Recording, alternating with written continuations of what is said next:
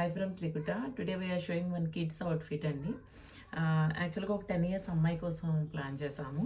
జరీ కోట ఇచ్చాము. జరీ కోట with red border, ఇది red border lavender colour యాక్చువల్గా.